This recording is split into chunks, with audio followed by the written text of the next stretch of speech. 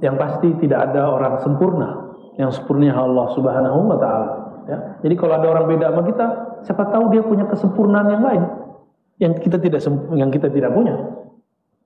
Kapan orang marah jika ada orang berbeda? Karena dia merasa benar dan merasa sempurna, ya. Bi anna ikhtilafahum rahmah. Nah, antum sudah bisa begitu belum? Sepakatnya jadi hujjah dalil, berbedanya jadi rahmat. Begitu enggak? Ini baru beda 0102 sudah enggak rahmat. Alhamdulillah jamaah duha yang melakukan Allah. Nama masjid kita apa? Kiai Abdurrahman. Nama masjid kita apa? Masjid Raya Cinere.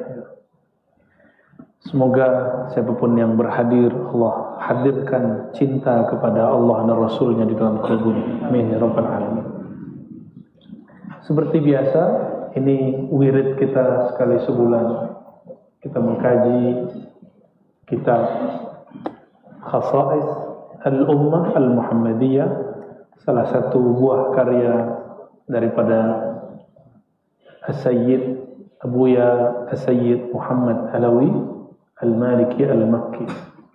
Beliau ini dan ayahnya dan kakeknya adalah muallim di Mekah. Sampai tahun 80-an, kelompok-kelompok ekstrim yang mengatasnamakan kebenaran lalu melarang beliau mengajar di Mekah, mengajar di Masjidil Haram. Akhirnya beliau mengajar di rumahnya, di satu tempat namanya Rusaifah. Ya. Di sanalah karya-karya ini muncul. Beliau difatwakan sebagai berhala Mekah oleh kelompok ini. Padahal beliau ini ahli hadis. Beliau ini ahli sunnah, ahli zikir zuriat Nabi Muhammad SAW dari jalur Sayyidina Hasan. Ya. Dan beliau menulis kitab Khasa'is Al-Ummah Al-Muhammadiyah. Ini salah satu kitab yang saya gemari dari karya-karya beliau mengenai keistimewaan umat baginda Nabi Muhammad SAW. Kita sudah membahas 12 keistimewaan khusus. Sekarang masuk ke yang 13. Silakan dirujuk kajian yang sebelumnya. Sebelumnya itu tentang umat Nabi Muhammad SAW dan Nabi Muhammad SAW di kitab-kitab terdahulu.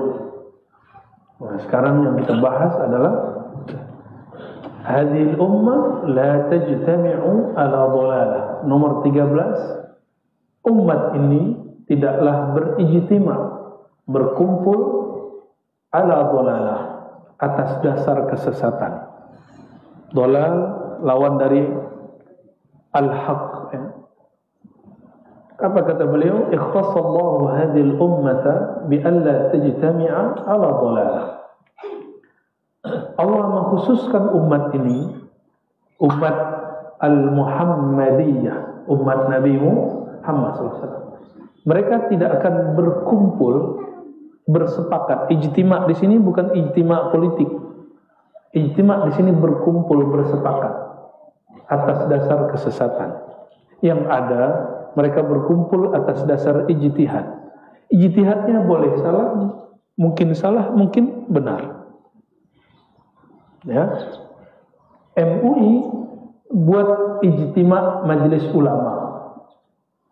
Hasil ijtima'nya boleh benar, boleh salah. Bisa jadi sahih, bisa jadi batal. Maka kita lihat beberapa fatwa ada yang direvisi. Itu ulama yang ngumpul, apalagi orang awam yang berkumpul. Maka jika ijtima'nya ijtima' politik, itu sangat mungkin berubah. Benar nggak? Ijtima' siyasiyah, ijtima' politik babnya ijtihad. Nah, jangan dimasukkan kepada ijtima' yang suci. Ijtima' lain dengan ijma'. Ijma' itu suci, sedangkan ijtima' tidak. Ijma' itu konsensus ulama ba'da Nabi SAW yang sudah sampai derajat mujtahid. Kalau ijtima' tidak mesti. Nah, ijtima' politik, pertemuan-pertemuan perkumpulan politik tidak pernah suci. Dia wilayah disebut wilayah ijtihad. Ya, man asaba falahu ajrani wa man akhta'a falahu ajrun wahid. Dia benar dapat 2 pahala, jika salah dapat 1 pahala. Maka yang terjadi di negeri kita beberapa tahun ini, ijtima itu bukan ijtima kesesatan, tapi ijtima ijtihad. Bisa salah, bisa benar, ya. Maka berbeda dengan hasil ijtima boleh.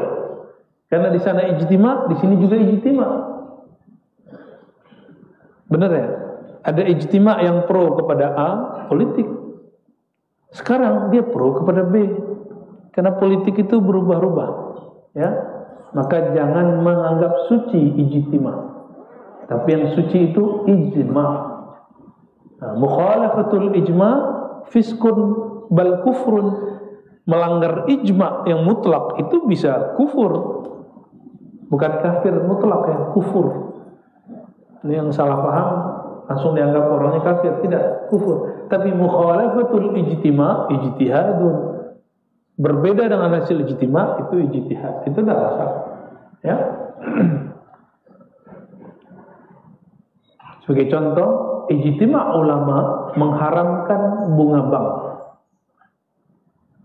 Dulu yang mengharamkan ulama di Mesir tahun 82. Lalu mereka merevisi hasil ijtima'nya 2003 dan mengatakan halal bunga bank. Di Indonesia 2003 baru mengeluarkan hasil ijtima' komisi fatwa bahwa itu haram. Berarti ini berijtima, ini berijtima, hasilnya ijtihad. Mereka sepakat bahwa riba haram, tidak ada ikhtilaf karena itu Quran. Tapi bank tidak ada di zaman Rasulullah, maka mereka sepakat untuk tidak sepakat. Ya, gimana? Sudah sepakat belum untuk tidak sepakat? Ya. Wa nasha'a min dzalika anna ijma'ahum hujjah. Jika ulamanya berkumpul yang sampai level mujtahid. Mujtahid itu yang mempunyai perangkat-perangkat untuk berijtihad dalam bab hukum. Contoh, ketika ada orang sakit, apakah semua terapis boleh mengeluarkan dia hasil diagnosa? Tidak boleh. Harus dokter, dokternya spesialis. Tidak boleh dokter umum. Dokter umum belum boleh, apalagi terapis. Dokter spesialis nggak cukup satu, mesti dia kolektif, berkumpul beberapa, minimal 2 dokter. Seperti itu. Dalam agama kita sama. Jika yang berkumpul cuma ustadz-ustadz, ulama-ulama, ijtima. Jika yang berkumpul ahli ijtihad, namanya ijma. Ulama kita sekarang sadar mereka tidak sampai pada derajat ijtihad. Maka mereka cukup buat namanya ijma kolektif. Itu boleh diganti. Ijma kolektif itu bukanlah ijma. Ya, kesepakatan hanya sekelompok. Mungkin sekelompok yang lain berlainan. Dan saya mengajak teman-teman, saudara semua, ayo kita dewasakan beragama. Cara beragama kita dewasa. Ciri-ciri orang yang sudah dewasa dalam beragama, siap berbeda tanpa perlu benci. Karena ukhuwah persaudaraan kita bukan berdasarkan kelompok dan faham. Ukhuwah kita berdasarkan iman. Lainnya, jadi boleh beda faham, tapi iman jangan lain. Nah, kebanyakan kita tidak siap berbeda faham. Akhirnya beda faham dianggap beda iman. Jangankan bab politik, cuma beda masalah jenggot tidak jenggot, celana tidak celana, maulid dan tidak maulid, itu sudah menganggap beda agama. Itu kacau sekali itu, ya. Terjebak ya dalam memahami teks keagamaan. Ijma'uhum hujjah.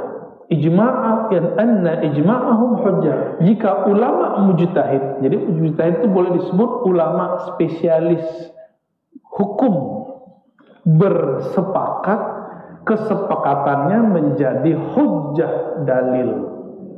Tapi kalau cuma ustadz, ulama-ulama, kiai-kiai biasa, ya, walaupun dia masyhur tapi dia belum sampai derajat mujtahid, dan Indonesia kan belum ada yang betul-betul sampai derajat mujtahid mutlak.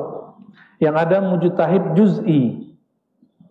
Jadi mujtahid itu ada dua secara umum, kan ada bagiannya mutlak, muqayyad, mazhab.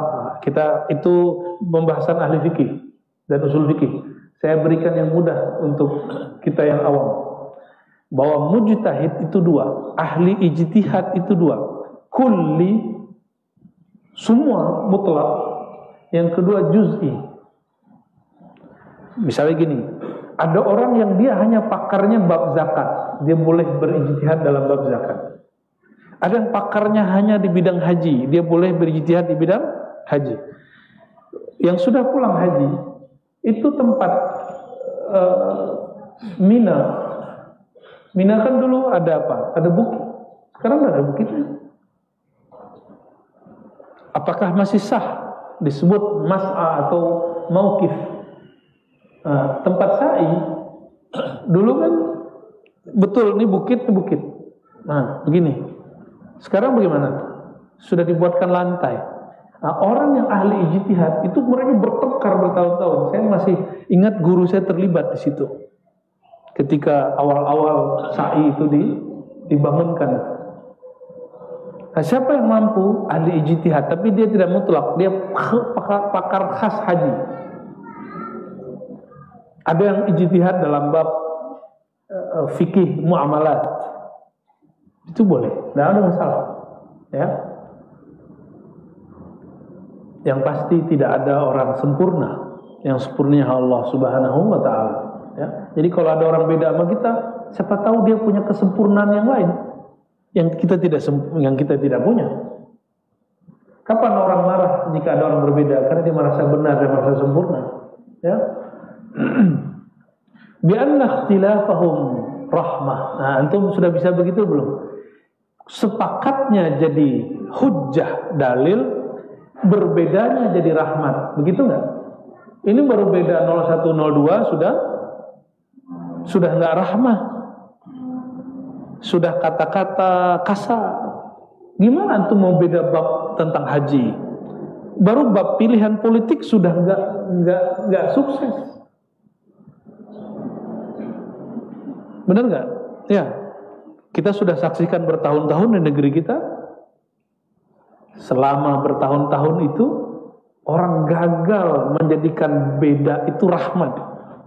Itu baru bab politik. Politik itu turunan bambu amalat. Fikih ibadah, bawahnya fikih muamalah, di bawahnya baru fikih kecil, namanya fikih siasah. Dalam ibadah, boleh nggak kita beda kaifiat, beda pilihan? Satu fikih Syafi'i, satu fikih Hanafi, boleh? Kenapa dalam siasah politik tidak boleh? Ya.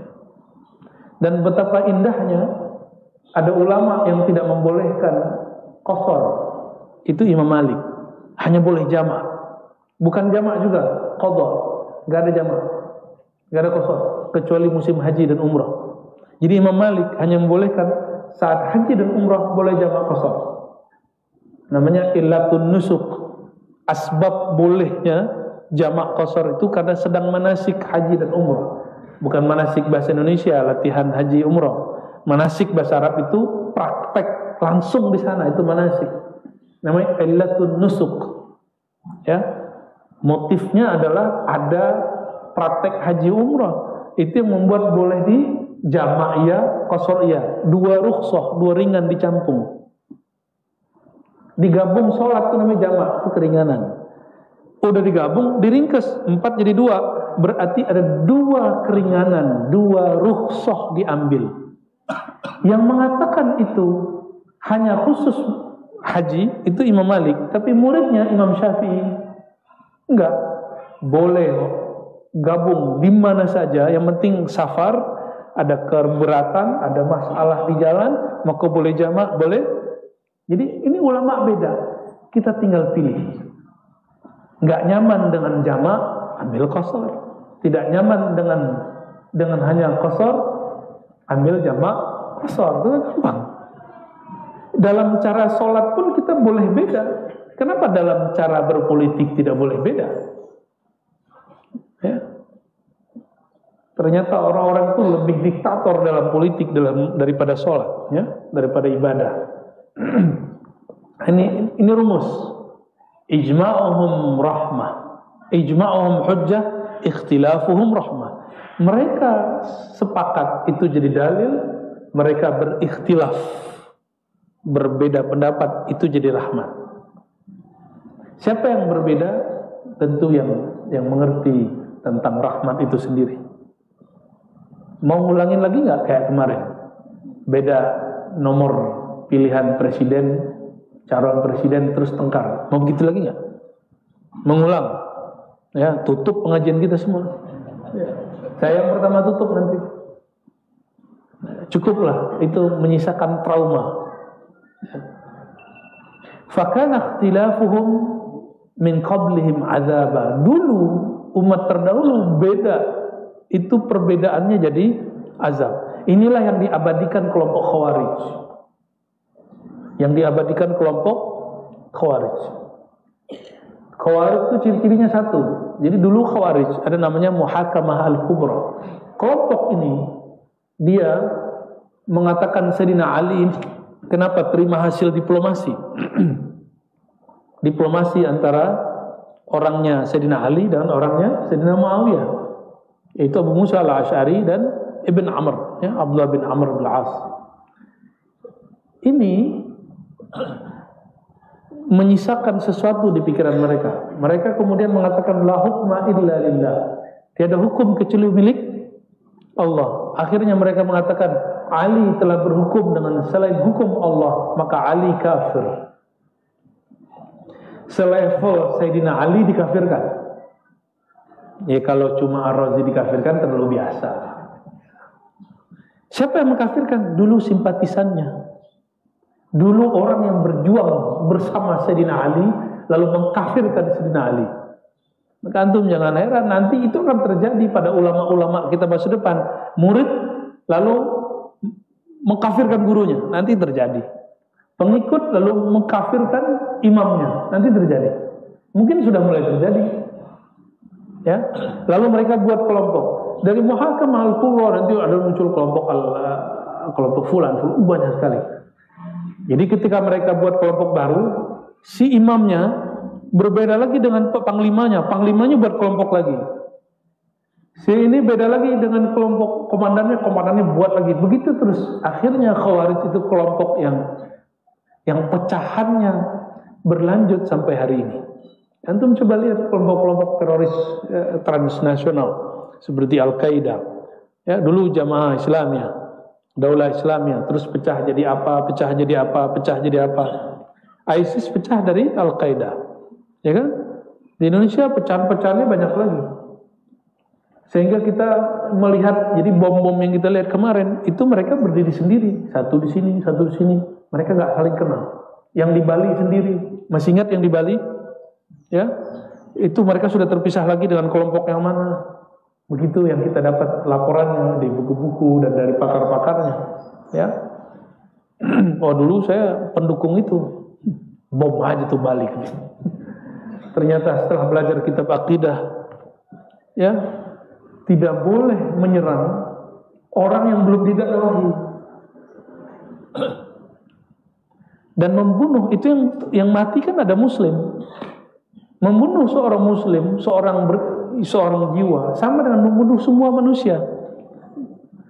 Mau dapat bidadari 72 yang dibunuh dia, bukan sesuatu yang dia dakwahi. Itu aneh. Itu aneh bagi saya. Ya. Dan yang paling aneh lagi, masjid dibom, pengajian dibom. Nah, di Indonesia masjid dibom sudah banyak. Semoga masjid-masjid kita ke depan Allah jaga, ya. Semoga siapapun yang berkehendak begitu, Allah kemudian batalkan niatnya, ya, ilhamkan kebaikan kelembutan di kalbunya. Kita nggak tahu nanti bagaimana. Di Mesir, daerah Sinai, orang lagi Jumatan, ada anak kecil. Itu masjid tarekat Syaziliyah. Ada zikir, ada mursyidnya. Datang tukang bom, dibom di sana, orang lagi Jumatan. Kira-kira itu agama dia apa itu? Dia mujahid atau apa? Orang sholat dibom. Apa kata baginda Rasulullah SAW? Umirtu an uqatilan nas hatta yaqulu la ilaha illallah Muhammadur Rasulullah.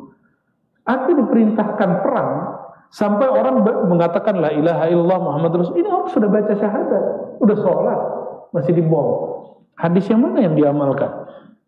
Cuma karena berbeda faham. Ini maulid nggak maulid dibom. Ya. Pakistan belum nyampe seminggu dibom. Nggak tahu siapa yang ngebom. Mau negeri seperti itu? Nggak mau kita. Perbedaan itu bukan siksaan. Nah, yang melanggengkan ini namanya khawarij. Nah, maka sekarang ada lembaga besar di negeri ini, lembaga-lembaga keagamaan, ormas-ormas besar. Nanti akan ada khawarij musuh. Ide-idenya nggak diterima di ormas itu, dibuat ormas yang mirip, tambahin aja depan belakangnya apa. Paham kan maksud saya? Ya, itu khawarij zaman baru walaupun ngaku aswaja. Kalau dia tidak diterima, maju lagi tahun depan. Ya. Jangan kemudian buat yang baru, itu membingungkan umat. Oh ternyata emang nggak ada adabnya dengan ulama-ulama senior. Ulama senior dianggap sesat sama mereka. Dan saya paling sedih, antum cinta habaib bukan? Zuriat Nabi SAW. Cinta? Karena dia zuriat Nabi atau karena politik dia? Karena dia di darahnya ada darah baginda Rasulullah SAW, atau karena dia cenderung kepada presiden A atau calon presiden B? Kenapa? Kenapa kita cinta kepada zuriat Nabi? Karena ada darah mulia di dalam badannya. Mengenai dia pro dengan pemimpin, anti dengan pemimpin, itu urusan ijtihad dia. Harusnya jadi rahmah, bukan menjadi ungkapan-ungkapan gak benar. Oh itu Habib pemerintah, oh ini enggak, Habib anti pemerintah. Emang beda di sisi Rasulullah SAW. Itu pembagian baru di negeri ini. Ada istilahnya tuh Kiai, Habib pemerintah, Habib. Siapa yang buat-buat begini? Ente soal adab mazuriat Nabi Muhammad SAW itu menyinggung Rasulullah SAW. Ya. Jadi coba yang diterima Rasulullah nanti di akhirat, yang berbedanya rahmat. Mau diterima Rasulullah SAW, berbedalah dalam rahmat. Ya, ini cuma bab Sayyidina aja udah gak beres ya. Apalagi bab politik. Apalagi Tuhan di langit dan tidak di langit ya. Akhraja Ahmad wa Tabarani an Abi Basrah Al-Ghifari radhiyallahu ta'ala anhu.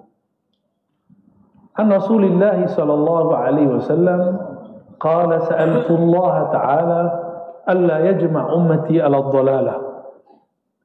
Nabi sallallahu alaihi wasallam berdoa agar umatku tidak bersepakat dalam kesesatan. Fa'ataniha. Lalu Allah memberikan aku hal itu.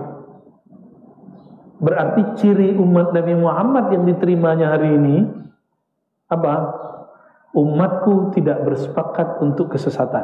Yang kedua, wa sa'altuhu alla yuzhira 'alaihim 'aduwwa fa'ataniha.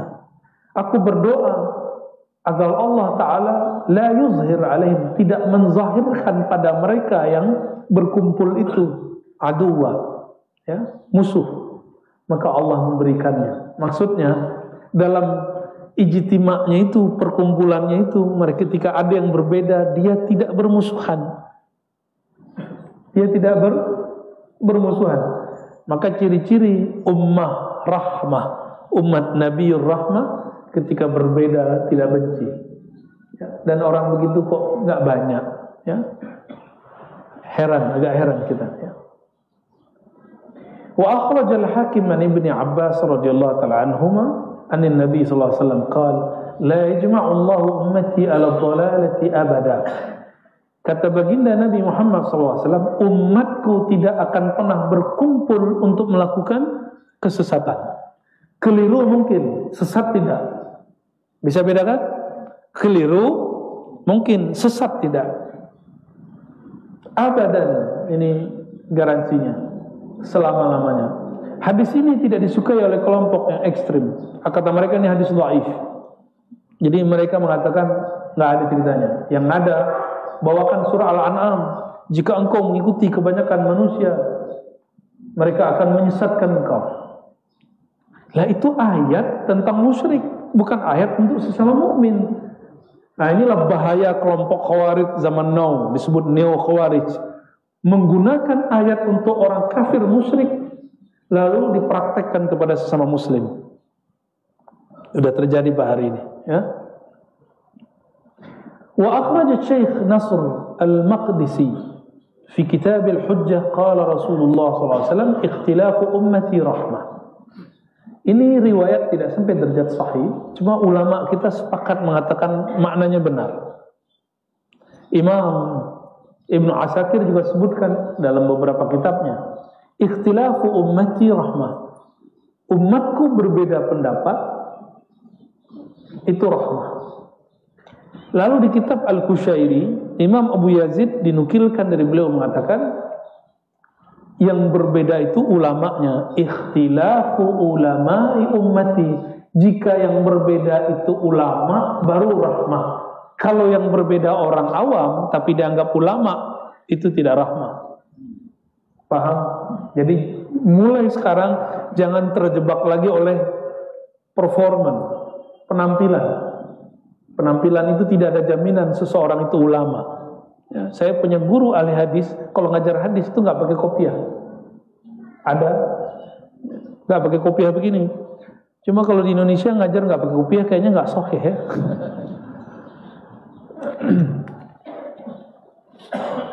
Wa hadzal hadis rawahu aidan ad-Dailami fi Musnad al-Firdaus an Ibnu Abbas marfu'an. Ini hanya menjelaskan tentang sumbernya. Lalu di riwayat Imam Tirmidzi ada tambahan. Inna Allah la yajma' ummati ay ummata Muhammadin SAW ala dhalalah wa idullahi ala al-jama'ah wa man syadza fin nar. Allah tidak mengumpulkan umatku ay umat Nabi Muhammad SAW dalam kesesatan. Yadullah ala al-jama'ah. Tangan rahmatnya Allah ada di atas jamaah, berjamaah. Ini bukan jamaah pengajian. Al-jamaah ini jamaah ummah, Jamaatul Ummah Al-Muhammadiyah, yaitu perkumpulan umat Nabi Muhammad sallallahu alaihi wasallam. Wa man syadza fin nar. Siapa yang ganjil, dia telah memilih jalannya masuk neraka. Di sini ada pertanyaan. Akidah yang paling mayoritas hari ini di dunia itu akidah apa? Ahlus Sunnah, benar? Ahlus Sunnahnya aliran apa? Asy'ariyah, Maturidiyah. Apa ciri-cirinya? Belajar sifat 20. Allah wujud, qidam, baqa. Masih belajar? Antum pergi ke Mekah, itu masih banyak yang amalan itu, tapi tidak resmi milik pemerintah. Masih banyak. Jadi terjadi ngobrol saya dengan beberapa orang Mekah.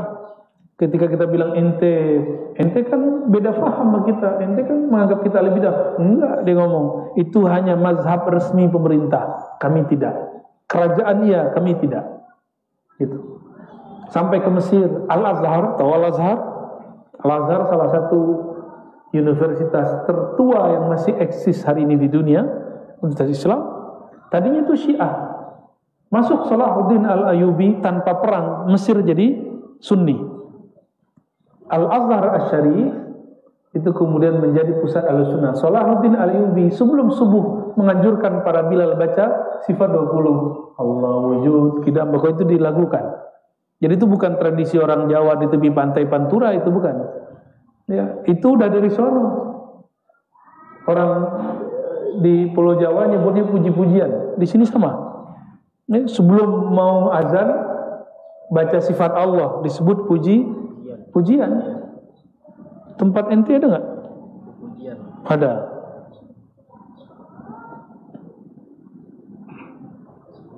Artinya apa? Mayoritas umat Islam, sampai ada seorang ulama di Saudi pun mengakui mayoritas umat Islam 90% fa akthar, 90% lebih itu Ahlus Sunnah wal Jamaah manhaj Imam Asy'ari. Asy'ariyah. Kelompok ini dianggap oleh kelompok yang sekarang merasa paling benar itu kelompok sesat. Loh, berarti 90% umat Islam sesat dong. Pergi sampai ke Maroko, ada bahkan di Tunis, di Zaituna, ada Qarawiyin, Aljazair, ada macam-macam, sampai ke Maroko, Mauritania, ada di sana itu beberapa jamiah dan zawiyah zikir, semuanya ahlus sunnah wal jamaah. Di India itu ada suatu madrasah tua. Semoga nanti yang berihlah ke India, jangan hanya ke Mumbai ketemu Shahrukh Khan, cari orang sarungan. Ya, itu nama madrasahnya Doibandi. Itu pusat ahlus sunnah wal jamaah di India. Pusat ahlus sunnah. Taliban sekarang itu sebagian alumni Doibandi. Maka Taliban dulu Wahabi, Taliban sekarang mix, agak campur. Jadi bingung kita, apakah dia still Wahabi atau sudah menjadi Sunni. Tapi kalau melihat gelagatnya sepertinya masih. Cuma ada beberapa alumni Doibandi. Tapi Doibandi, madrasah Doibandi itu mirip seperti Indonesia kayak NU. Kayak NU-nya itu ada madrasah, kayak ada satu madrasah tua, pengaruhnya besar. Di sana orang khataman Sahih Bukhari.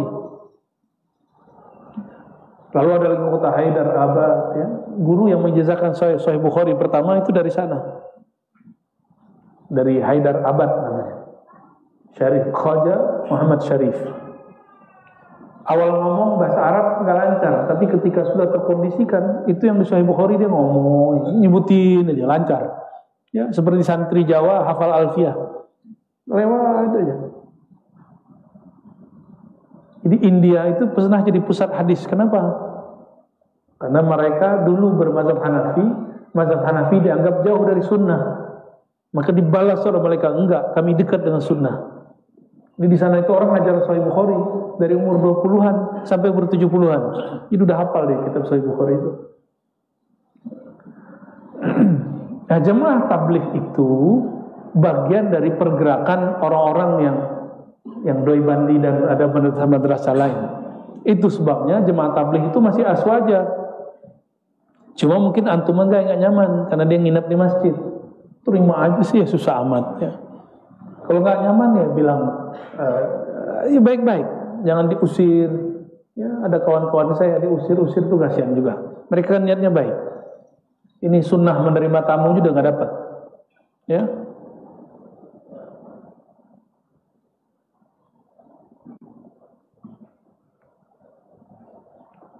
Mulai dari ujung Maroko, Tonja sampai Indonesia, Jakarta, ya, semuanya bermanhaj akidah Ahlus Sunnah Asy'ariyah Maturidiyah.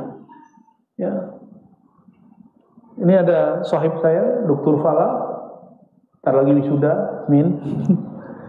Orang Buton. Di Buton itu ada keraton, ada manuskrip ditulis oleh para ulama yang juga sultan-sultan, itu menulis sifat 20. Jadi sampai ke timur sana, ujung negeri kita, sampai ke Ambon, sampai Papua, itu mereka belajar sifat 20. Kalau ada orang hari ini mengatakan belajar sifat 20 bid'ah, sesat, berarti antum sudah sama dengan menyesatkan pendahulu.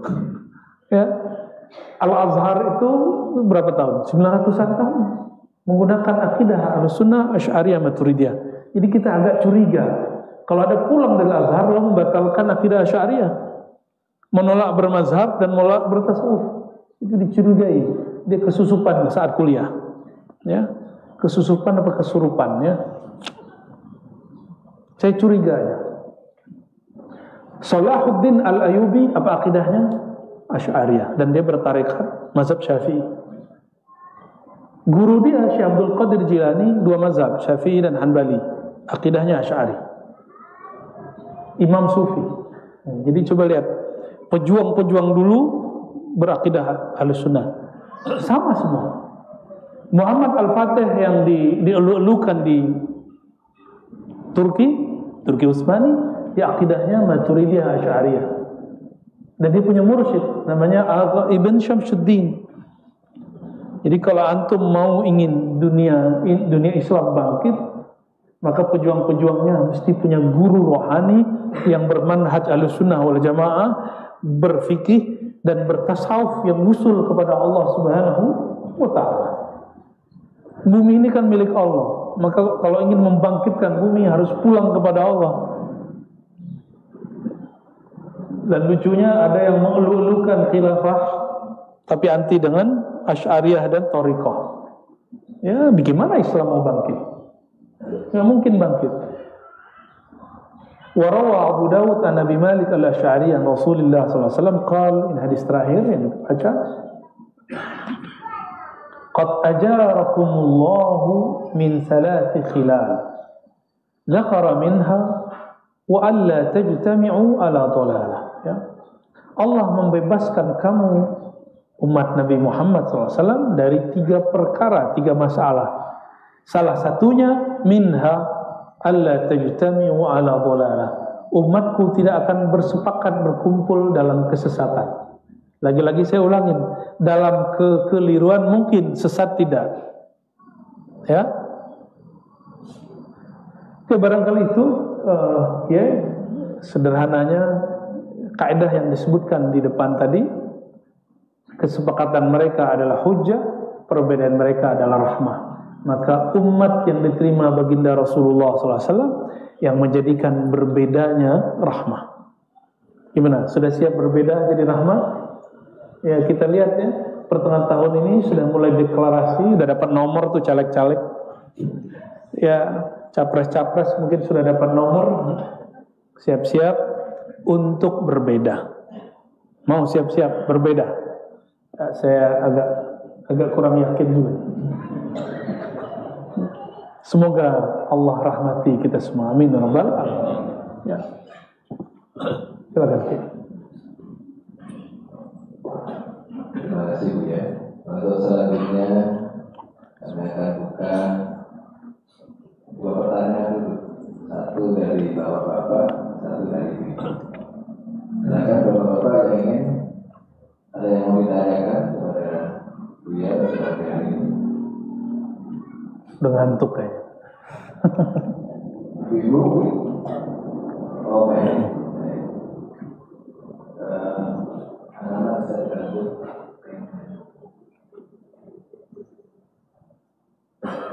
Ayo masuk.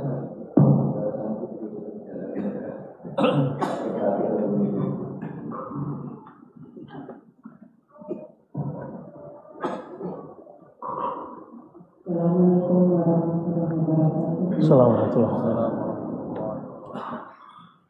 Maaf ya, sebelumnya saya ingin bersama pada pihak agar saya lebih banyak lagi belajar baik secara offline maupun online. Yang kedua, dia saya minta penjelasan mengenai cara yang lengkapnya. Cukup itu aja ya. Wassalamualaikum warahmatullahi wabarakatuh. Oke, paham pertanyaannya. Jalan yang apa? Jalan yang antara Jamal sama Jalal. Oke. Jamal Jalal. Ya. Bang Jamal dan Bang Allah. Bahkan mustahil karena mahasiswa pakaikan. Jika ada orang karena ada nih zat sifat sama dengan mengklaim punya ilmu sedikit. Saya nggak mau diklaim orang, maka sekarang ada hak cipta. Kalau kita baca buku di jiplak orang, plagiasi, saya boleh kemudian adukan itu. Apa maksudnya? Mengklaim sifat hak cipta kepilihan makhluk haram bagimu. Kusta yang bernama Azazil tetap berdoa kepada Allah bukan dengan birahmatika. Kalau Nabi Muhammad berdoa birahmatika, dengan rahmat engkau ya Allah. Tapi iblis Azazil berdoa, dia doa juga Pak. Apa doanya? Bi'izzatika fawarabbika. Karena ada di Quran. Izzahnya Allah beda. sama jalan menuju Allah, tapi dia ambil jalan pintas. Maka dia berhenti di izzah. Maaf, orang yang belajar ilmu hakikat tidak bertemu adab-adab Nabi Muhammad SAW, dia berani mengatakan dirinya adalah Allah. Ini bahaya. Ya, itu nggak boleh. Hatta Nabi Muhammad SAW hanya menyebut dirinya, ana abduka, aku hanya hambamu ya Allah. Hamba itu kan nol, tidak ada. Menyebutkan diri kita hamba itu sudah sama dengan meniadakan diri, tapi tetap kita bukan Tuhan. Ya, maka nurul jamal, nurul jalal, jamal itu kasih sayang yang tidak putusnya. Orang-orang yang dapat jamalnya Allah, apapun maksiat dia nggak akan pernah putus asa. Apapun kesalahan dia pasti kembali kepada Allah Subhanahu wa Ta'ala. Kalau dapat nurul jamal. Tapi kalau antum cuma dapat bayang-bayang jalal, sekali maksiat nggak mau balik lagi kepada kebaikan, ya sudah, saya maksiat aja. Ya kita kan nggak boleh pasrah di situ. Masa lalu, masa depan lain cerita. Oke, jadi al-jamal dan al-jalal itulah nur Nabi Yuna Muhammad SAW.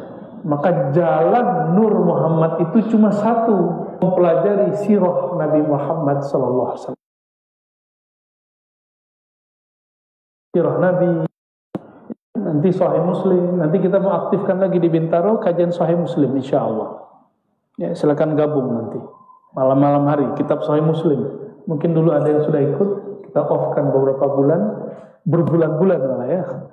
Nanti mungkin kita hidupkan lagi, mungkin sekali sebulan. Insya. Jadi jalan menuju memahami al-jalal jamal itu cuma menjalani baca sirah Nabi sallallahu alaihi wasallam.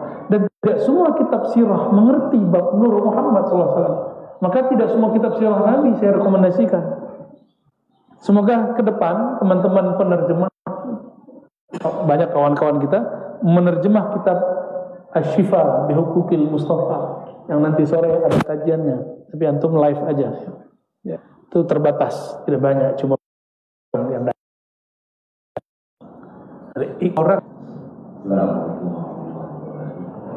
Assalamualaikum.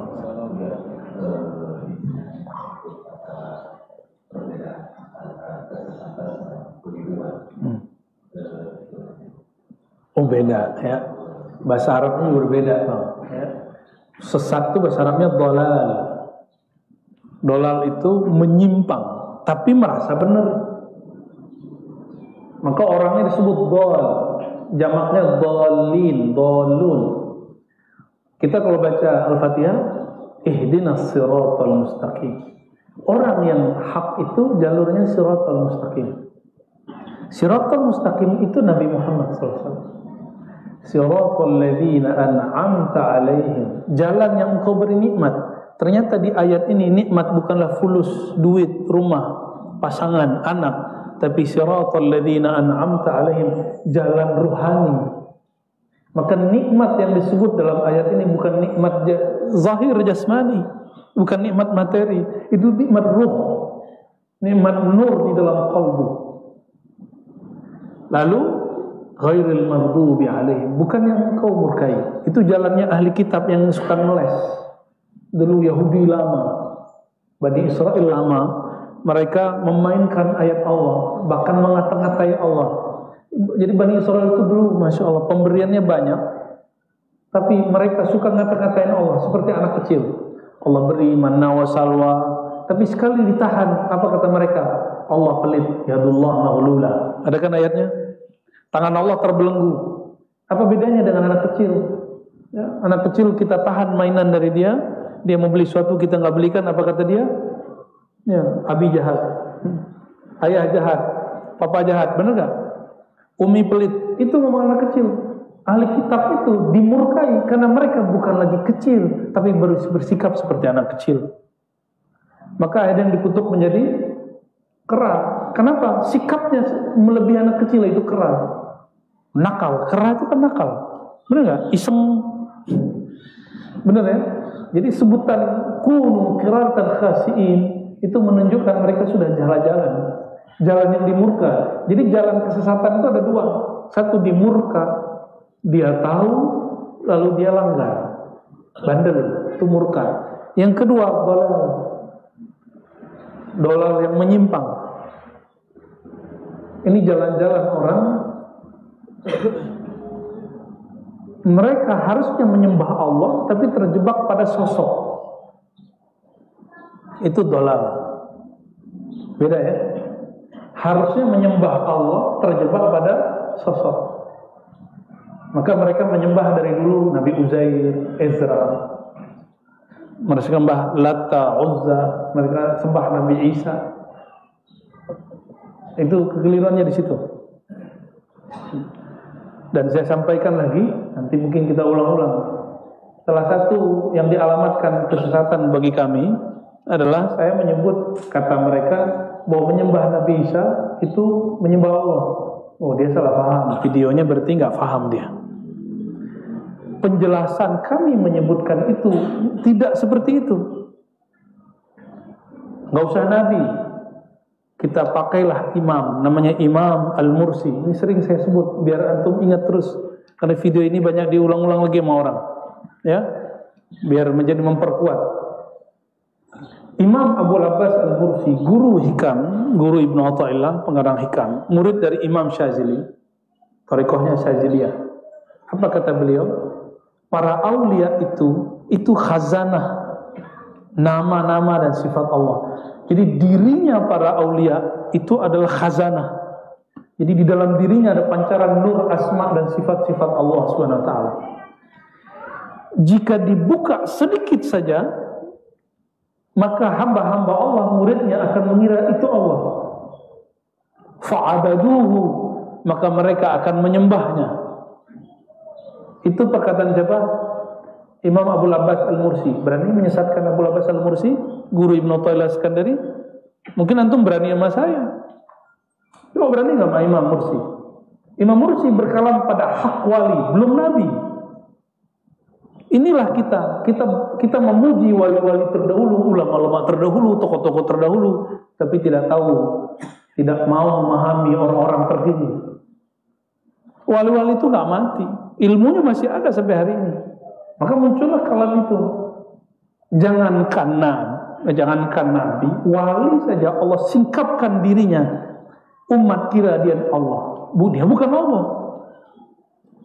Ya, apa contohnya? Ada orang pengobatan alternatif atau dokter. Setiap yang berobat ke orang ini, satu dokter ilmiah, satu alternatif. Sebenarnya alternatif itu bisa diilmiahkan, cuma karena jajahan ya londo juga kan. Ya, produk-produk dulu kan tidak ada sekolah kedokteran di Indonesia. Dulu orang pengobatan alternatif semua. Cuma tidak ada penelitian yang komprehensif tentang mereka. Ya. Pengobatan di sini setiap kali datang ke bapak terapis ini atau ke dokter ini sembuh. Akhirnya orang bilang kamu berobat ke sana aja. Ada kan klinik yang begitu? Maka adalah satu klinik orang ramai sampai antri seminggu, 2 minggu, bahkan sebulan baru dapat time jadwalnya. Buat appointment dulu dengan terapisnya atau dengan dokternya. Itu apa yang terjadi? Mereka sedang mencari sifatnya Allah pada dua tokoh ini. Itu kalau Allah buka, itu ciri-ciri Allah buka. Sudah lihat ada rumah sakit tutup? Sudah. Bukan rumah sakitnya masalah, dokternya Allah tutup dari mereka sifat-sifatnya Allah. Paham di situ? Ya. Yang sering kita contohkan dulu apa ponari, ingat? Ponari cuma sama batu, orang antrinya panjang, ini bukan main. Allah buka sedikit sifat di batu. Jangankan si ponari, batunya disembah orang. Makanya sosok seperti Nabi Isa, ketika beliau Allah tajallikan sifat hayat pada dirinya, dia pegang jenazah, hidup jenazahnya. Dia pegang jenazah, hidup jenazah. Itu bisa bayangkan. Yang megang Nabi Isa itu siapa saat itu? Kalau Nabi Isa nggak bisa menghidupkan, tapi ketika Allah tajallikan, manifestasikan, Allah pantulkan sifat hayatnya pada Nabi Isa, maka dia menghidupkan. Orang-orang kira Nabi Isa lah Tuhan. Yang menyembah Nabi Isa karena kira-kira dia musyrik. Tapi orang-orang yang satu melihat sifat Allah, melihat sifat Allah, bukan Nabi Isa, itu lain cerita. Coba, kalau kita ke Ka'bah, kita sujud ke siapa? Zohirnya antum sujud ke siapa? Ka'bah. Nyembah Ka'bah? Enggak. Allah tajallikan, manifestasikan, pantulkan keazimannya, keagungannya pada Ka'bah, padahal itu cuma batu. Kita ketika sujud dan ruku bukan kepada Ka'bahnya. Saya mau tanya, lebih mulia batu bata Ka'bah atau Nabi Isa? Nabi Isa. Maka ketika orang melihat sesuatu pada Nabi Isa, lalu dia mengira itu Allah, itu lain dengan orang yang menyembah sosok Nabi Isa, itu lain. Antum sholat, di depan ada orang, itu nyembah orang itu enggak? Kan enggak. Beda dengan orang yang benar-benar menyembah orang itu lain. Itu yang bisa lo pahami. Ya, barangkali itu ya. Semoga Allah Subhanahu Wa Taala memberkahi kita semua, memberkahi yang hadir, dan juga menjaga keistiqomahan kami. Doakan saya dan teman-teman yang berkhidmat, semoga Allah mengampuni dosa-dosa kami, menutupi kekurangan kami, menutupi aib-aib kami di sisi Allah dan sisi makhluknya. Amin ya rabbal alamin. Allahumma ya rahman ya rahim, ya karim ya azim, ya nur, ya man huwa nurun ala nur, ya man huwa nurus samawati wal ard. Ya Allah, pemilik cahaya langit dan bumi, berilah cahaya di dalam kalbu kami. Allahumma ya azim, ya azim, yang maha agung, yang maha besar. Amal kami sebanyak apapun sangatlah sedikit ya Allah dibandingkan pemberian-Mu. Maka ampuni kami ya Allah karena merasa telah beramal. Ampuni kami ya Allah karena merasa telah berilmu. Amal ini Engkau jua ya Allah yang menganugerahkannya. Ilmu ini Engkau jua ya Allah yang menganugerahinya. Allahumma ya Allah, ya munazzil al-Quran, ij'alil Quran rabi'a qulubina. Ya Allah yang menurunkan Al-Quran kepada baginda Nabi Muhammad SAW. Jadikan Al-Quran ya Allah bertahta di dalam kalbu kami, menjadi pola hidup kami, menjadi cara hidup kami mengikuti baginda Nabi Muhammad SAW. Ahyina ya Rabbana bil Quran. Ya Allah hidupkan kami dengan cahaya Al-Quran. Wa amitnya Rabbana binuril Quran. Ya Allah jika Engkau wafatkan kami, jemputlah kami dengan nurnya Al-Quran. Wa ja'alhu ya Rabbana rafiqan lana fi kuburina. Ya Allah jika Engkau matikan kami, maka jadikanlah Al-Quran menjadi teman kami di alam baqa sana. Allahumma ya Allah, ya man huwa al-ahadus samad. Ya Allah, hanya kepada Engkau lah kami menggantungkan harap. Ampunkan dosa yang tersembunyi dalam relung hati kami, yang masih menggantungkan harapan kepada orang terdekat kami, kepada orang tua, kepada guru, kepada pasangan, kepada kawan, kepada anak, kepada siapapun selain Engkau.